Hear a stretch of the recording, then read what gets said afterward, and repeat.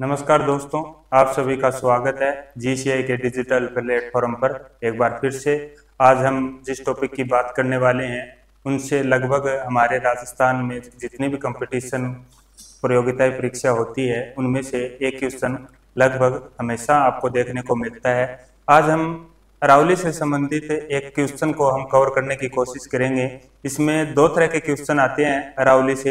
एक एक क्वेश्चन में तो एक तरफ अरावली की कुछ चोटियां दे देता है और अवरोही अवरोही क्रम में व्यवस्थित कराने को कहता है। इसके अलावा एक क्वेश्चन आता है, एक तरफ जिले दे देता है, एक तरफ उनसे संबंधित कुछ चोटियां दे देता है और उनसे पूछता है कि सुमेलित कीजिए, या उनके सामने देकर उनसे सत्य असत्य या कौन सी सुमेलित है या नहीं है, इस टाइप से क्वेश्चन पुट करता है। दो तरीके के क्वेश्चन अरावली से आने के ज्यादा चांसेस होते हैं। तो आज हम इनमें से एक क्वेश्चन को आज हम देखते हैं किस प्रकार से हम याद कर सकते हैं, किस प्रकार से होने वाला है। तो सबसे पहले अगर बात की जाए तो हम वो क्वेश्चन करेंगे जिसमें एक तरफ अरावली के कुछ जिले दिए होंगे, चोटियां दी होंगी, और एक तरफ अरावली से संबंधित कुछ जिले दिए होंगे। उनमें से सुमेलित कराना कि कौन सा जिला कौन से जिले में है और उनसे संबंधित कौन सी चोटियां हैं। तो शुरू करते हैं दोस्तों। सबसे पहले अगर बात की जाए तो अरावली की विस्तार की, तो सबसे ज्यादा विस्तार हम सभी को पता है कि सिरोही जिले में सबसे ज्यादा विस्तार है।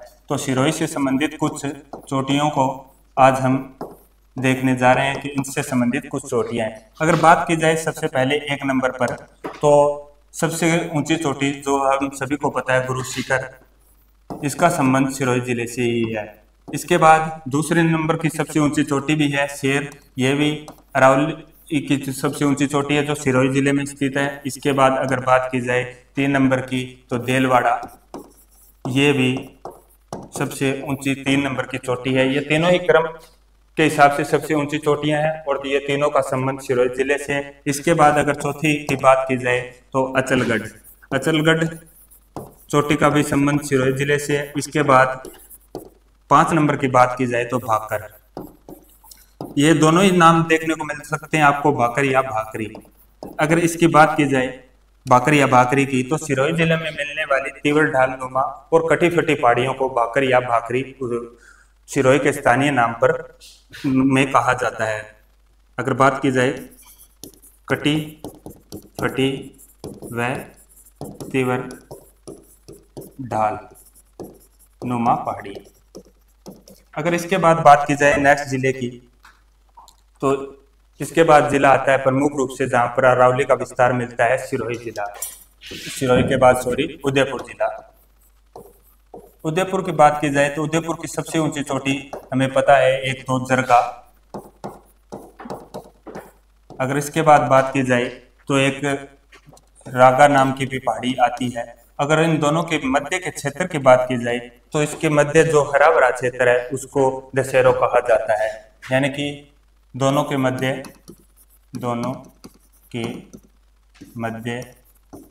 हरा भरा मैदान या क्षेत्र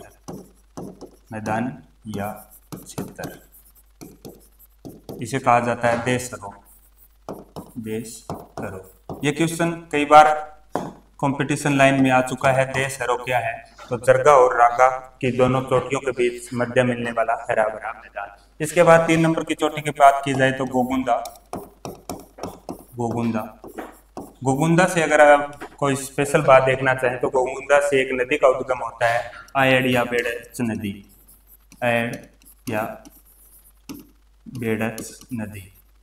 इसके अलावा 4 नंबर पे बात की जाए तो एक बिच्छा मेड़ा की पहाड़ियां भी हमें उदयपुर में देखने को मिलती है। बिच्छा मेड़ा की पहाड़ी।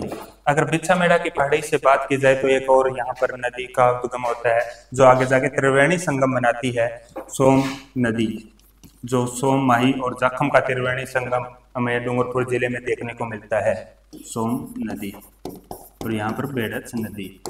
इसके अलावा अगर पहाड़ी की बात की जाए तो एक गिरवा पहाड़ी मिलती है जो स्थानीय नाम है यहाँ पर पहाड़ियों का। ये पहाड़ियाँ तस्तरी नुमा होती है,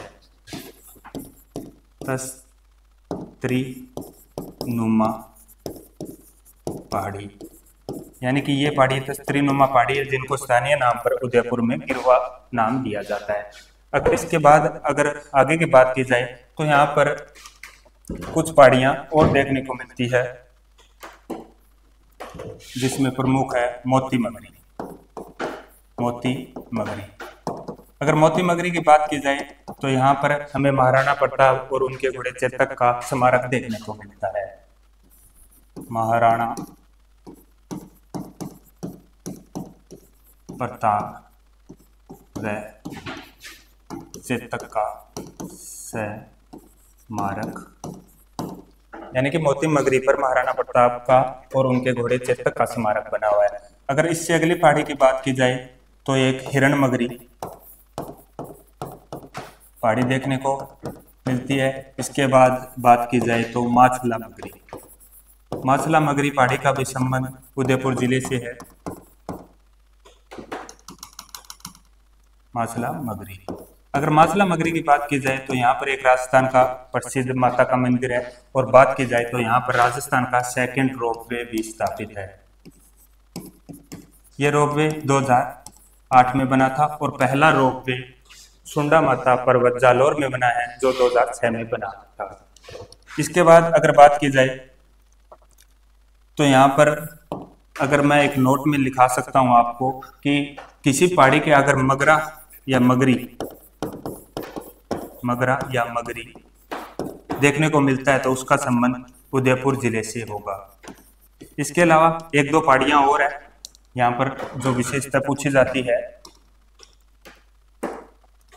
10 नंबर पर अगर बात की जाए तो सायरा पहाड़ी का संबंध भी यहाँ पर उदयपुर से। इसके बाद बात की जाए 11 नंबर पर तो कमलनाथ पहाड़ी का भी संबंध उदयपुर से। इसके अलावा एक दो पहाड़ियाँ और है जो आपके ज़्यादा इंपॉर्टेंट नहीं है, लेकिन मुख्यतः ये पहाड़ियाँ हमें जिलों से संबंधित पूछी जाती है। अगर बात की जाए इससे अगले जिले की तो राजसमंद हमारा जिला आता है 3 नंबर पर। राजसमंद से हमें ज़्यादा नहीं 4 ही पहाड़ियों को याद करना है जो मुख्यतः इंपॉर्टेंट है। एक पहाड़ी तो है खमनोर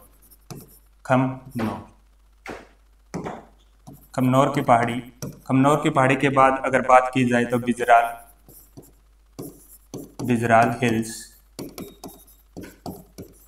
अगर बिजराल हिल्स के बाद बात की जाए तो दिवेर की पहाड़ी दिवेर हिल्स, और अंतिम पर बात की जाए तो कुंभलगढ़।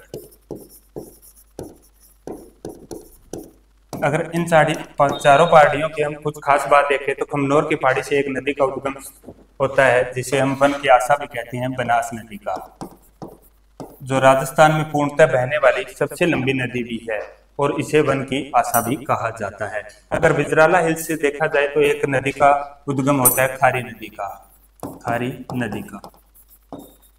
अगर दिवेर की पहाड़ी से बात की जाए तो यहाँ पर कोठारी नदी का उद्गम देखने को मिलता है, कोठारी नदी। अगर बात की जाए कुंभलगढ़ की तो कुंभलगढ़ पर 2 विशेषताएं हैं इस पहाड़ी पर। एक तो कुंभलगढ़ का दुर्ग बना हुआ है, और इसके अलावा अगर बात की जाए एक तो फर्स्ट कुंभलगढ़ का दुर्ग, और एक यहाँ पर देखने को 2 नंबर पर मिलता है एक अभयारण्य जो कुंभलगढ़ अभयारण्य है, और उसका एक उपनाम भी देखने को मिलता है। अगर बात की जाए 2 नंबर पर कुंभलगढ़ अभयारण्य।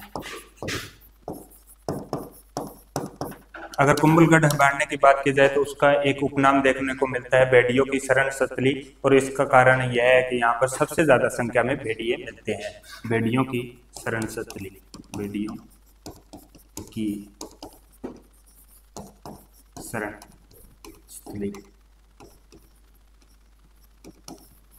तो एक बार फिर से रिपीट करते हैं, राजसमंद में हमें सिर्फ 4 पहाड़ियों को याद रखना है। पहले पे खमनोर जहाँ पर बनास नदी का उद्गम होता है, दूसरे नंबर पर है बिजराला हिल्स जिसमें खारी नदी का उद्गम होता है, आगे जाके यही खारी नदी भीलवाड़ा में त्रिवेणी संगम बनाती है। इसके अलावा बात की जाए तो दिवेर हिल्स जो कोठारी नदी का उद्गम स्थान है। इसके बाद कुंभलगढ़ की पहाड़ी जहाँ पर एक कुंभलगढ़ का किला और दूसरा अभयारण्य है जिसे उपनाम है भेड़ियों की शरण स्थली, क्योंकि यहाँ पर सबसे ज्यादा भेड़िए मिलते हैं।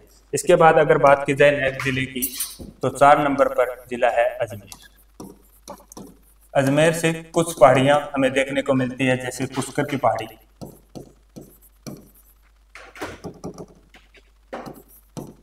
पुष्कर की पहाड़ी। पुष्कर की पहाड़ी के बाद अगर बात की जाए 2 नंबर पर नसीराबाद की पहाड़ी, नसीराबाद की पहाड़ी। नसीराबाद एक 1857 की क्रांति में छावनी भी रही थी और पीछे कुछ समय पहले भी राजस्थान में एकमात्र छावनी थी तो नसीराबाद थी, लेकिन वर्तमान में इस छावनी को केंद्र सरकार द्वारा बंद कर दिया गया है। नसीराबाद छावनी से एक नदी का उद्गम होता है, डाई नदी का, डाई नदी। अगर इसके बाद अगर बात की जाए 3 नंबर पर तो नाग पहाड़ी, नाग पहाड़ी से एक नदी का उद्गम स्थल होता है, जिसे हमारे राजस्थान की एक प्रमुख नदी है, पश्चिमी राजस्थान की खास तौर से प्रमुख नदी है, उस नदी का नाम है लूणी नदी, लूणी नदी। इसी नदी को आदि खारी या आदि मीठी नदी भी कहा जाता है, क्योंकि बालोतरा के बाद इस नदी का पानी खारा हो जाता है और बालोतरा से पहले इस नदी का पानी मीठा होता है, इसलिए इसे आदि खारी आदि मीठी नदी भी कहा जाता है। अगर 4 नंबर पर बात की जाए तो एक तोड़गढ़,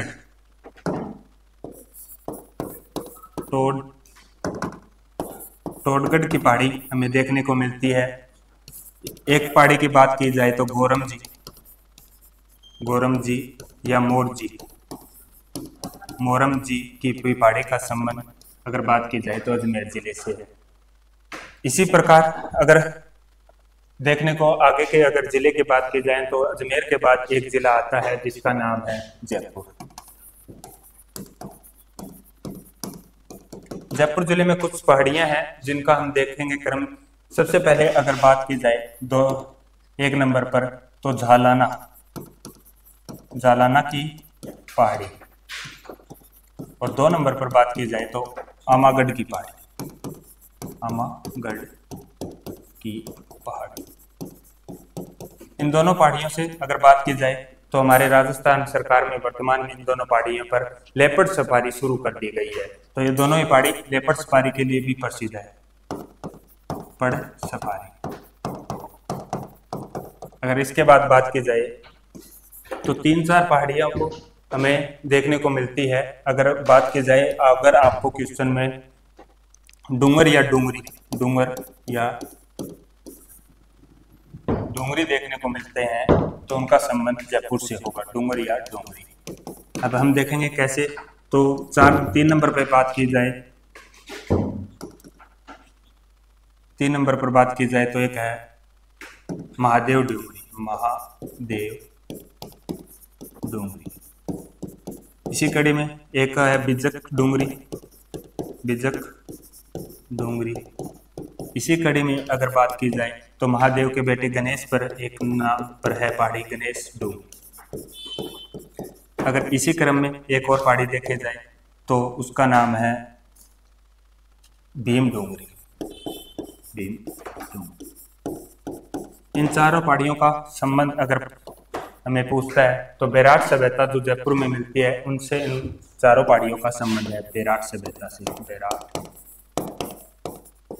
सभ्यता।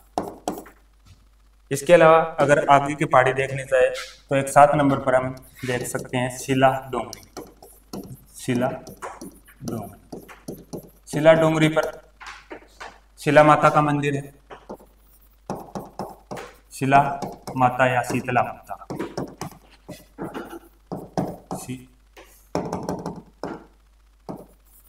शीतला माता।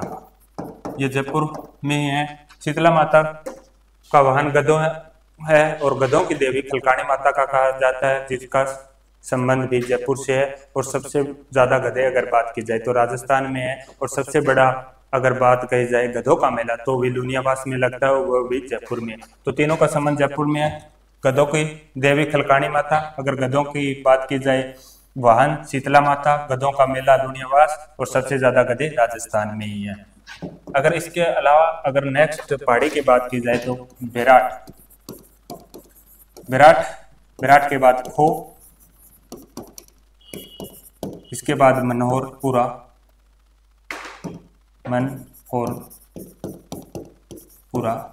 मनोहरपुरा से एक पहाड़ी का उद्गम होता है मेथा नदी का।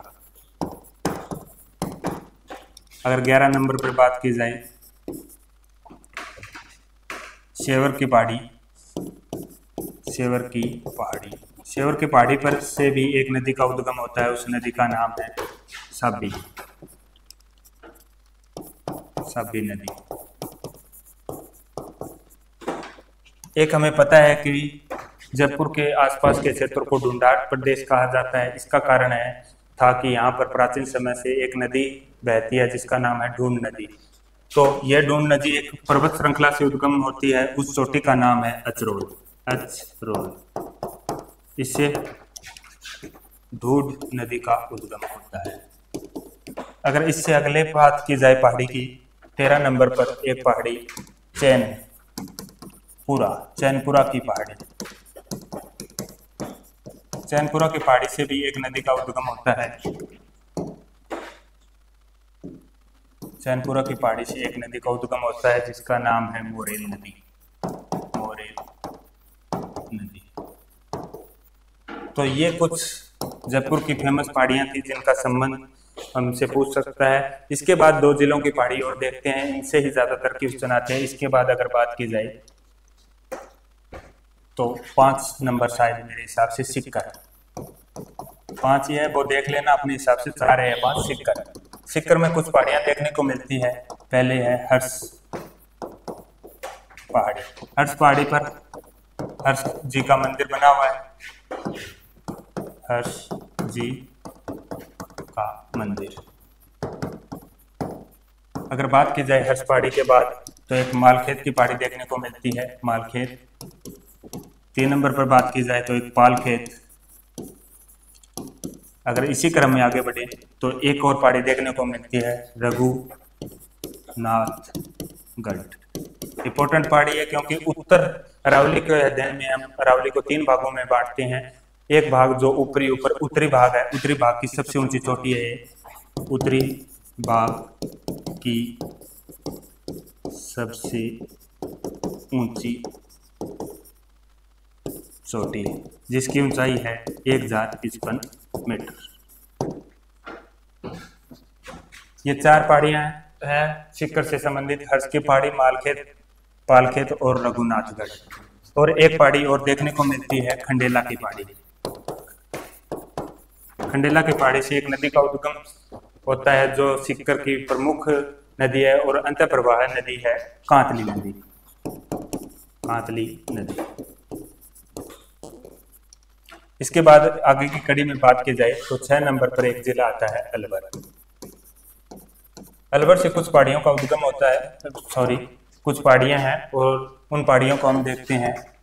तो सबसे पहले अगर बात बता दूं आपको, अगर किसी पहाड़ी के आगे नाथ लगा मिल जाए तो उसका संबंध लगभग 90% अलवर से होता है। एक कमलनाथ जरूर है जो हमने पीछे देखा था, जो उदयपुर की पहाड़ी है।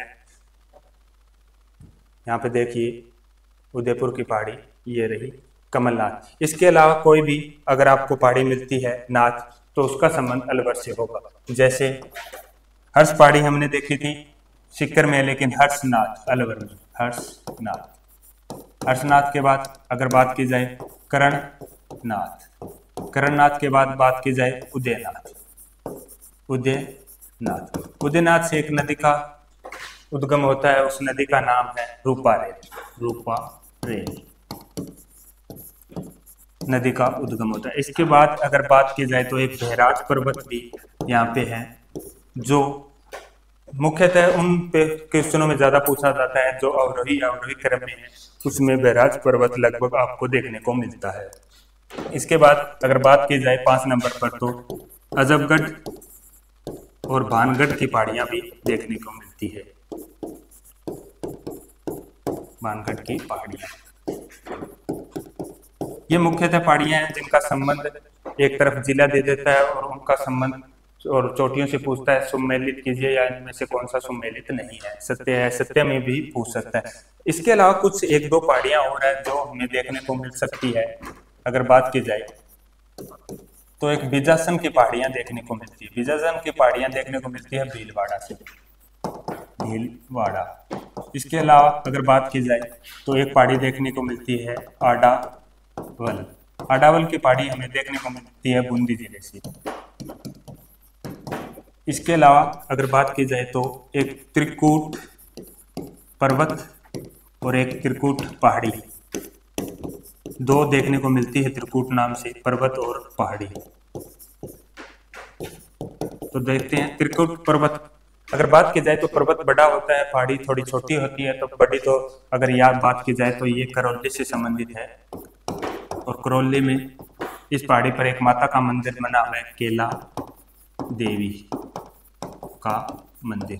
यानी कि माता बड़ी है तो बड़ी जगह विराजेगी, यानी पर्वत बड़ा है तो बड़ी जगह माता विराजेगी। इसके अलावा पहाड़ी पर चित्रकूट की पहाड़ी तो है जैसलमेर में, जिसमें जैसलमेर का किला बना हुआ है जैसलमेर, और इसी पर जैसलमेर का दुर्ग भी स्थित है। अगर बात की जाए इसी कड़ी में एक चिड़िया टूक की पहाड़ी देखने को मिलती है, चिड़िया टूक।